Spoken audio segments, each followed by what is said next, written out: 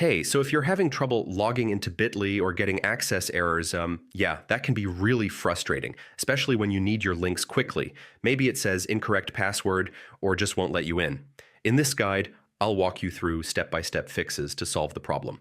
First, double check your email and password. Even a small typo, yeah, can stop you from logging in. If you're not sure, click Forgot Password and reset it. This usually fixes most login issues. If you signed up using Google or another method, make sure you're using the same login option. Clear your browser cache and cookies. Stored data, yeah, can sometimes cause login errors. If you're using a VPN or browser extensions, disable them temporarily. They can block access. Try logging in from another browser or device. This helps identify if the issue is local.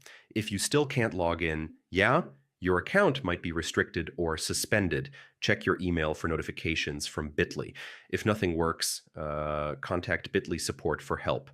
They can resolve account-related issues.